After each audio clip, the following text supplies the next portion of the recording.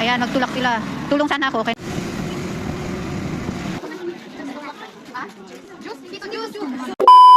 Ayan nga, dahil nag-invite yung kapatid ng papa ko na birthday daw and then blessing ng bahay. So ayan, naggayak na kami and then pupunta kami doon mga kitses o dalawang sakyan ginamit namin. Maki-birthday lang o, di ba? Sulit ang pag-invite nila sa amin. Isang angkan ang pumunta ko eh.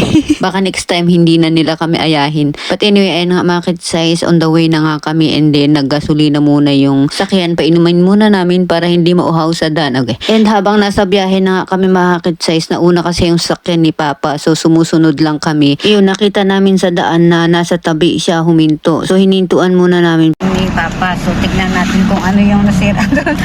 Pakimarites, hindi tayo makatulong. Kundi makimarites tayo doon. Tignan na natin. Marites talaga. Well, ayun sila. Nasiraan daw sa puntana natin. Bumamay kang bakwet. Oh, napebo? What happenings? Sila, tulong sana ako. Okay na kasi marami naman sila lalaki.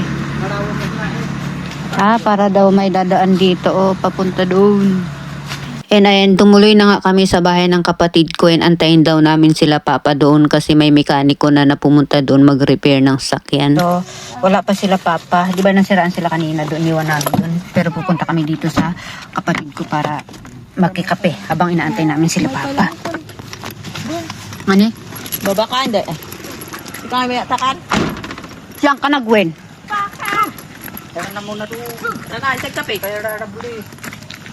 May sa Quezon yung bahay ng kapatid ko din na isa. 10 kami magkakapatid pero maghiwalay kami. Ayun, speaking of, ayun, yung kapatid ko nagtago. Ayun yung pa-videoan, yung mga ibang kapatid ko. Nagtatago sila. Ay! Binot! O yung aso mo. Yan, dito kami sa yan. Hi, Binuts! Benot. Masinop yung bahay ng kapatid ko. Hello Kitty ba? Tutur ko kayo sa bahay niya. Tutur ko kayo sa bahay niya.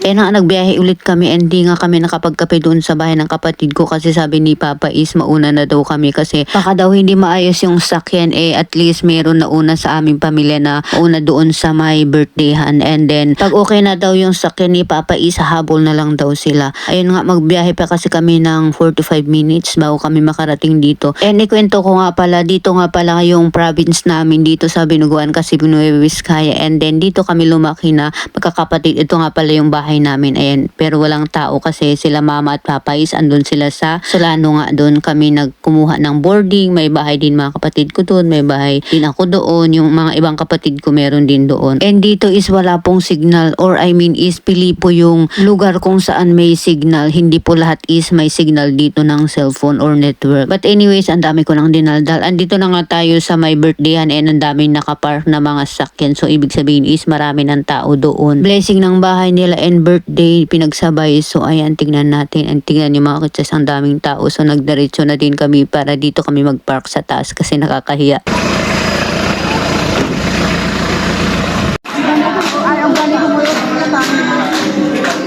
Manang. Sakto nga na pagdating namin is kainan na. Ang haba ng pila ng pagkain. Mamaya kami pipila agay. Banan siya mo tagal. Dito ang kami pila. Ay, sorry.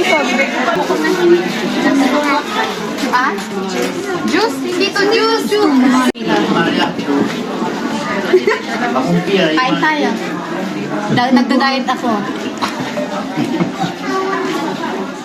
Ayan, may ano pa siya, yan. Grabe ka naman.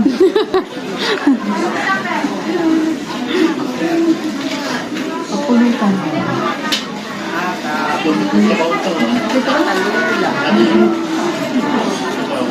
Ito yung pinila nila na pagkain. Number 1 si Manang na kumain. Ito ang wine nila dito. Tapos tikman natin. Ito na pala yun. Pabalen? Rice wine to. Tubo.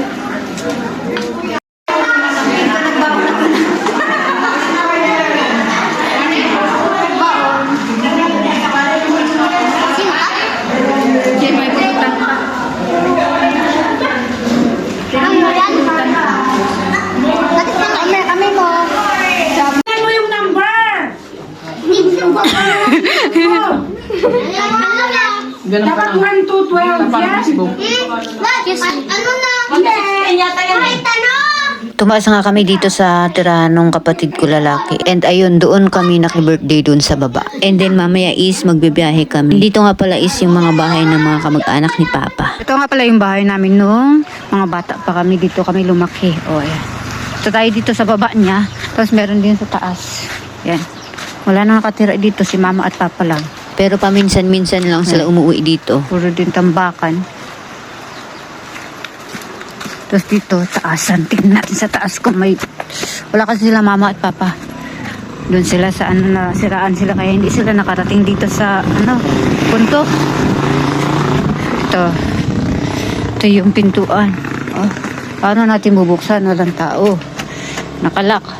Hindi nga nakahabol sila Papa doon sa my birthday. Baka hindi naayos yung sasakyan nila. Dadaanan natin sila doon. Ayan, dito kami lumaki. Magkakapatid. Dito pinapark ni Papa yung sakyan niya. Mga kapatid ko. Walang susi. So tara ulit. Nasidsid na ngayong fit niya. Tara na. Ayan yung mga magulo kong pamangkin doon sa likod.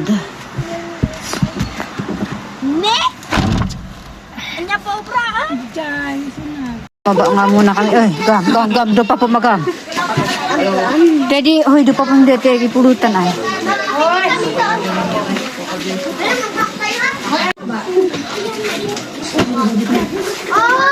May sagot kaya? Uy, hindi gumatang ay kaluno. Ganito na lang sa atin. Oh. Hindi! Ito, oh.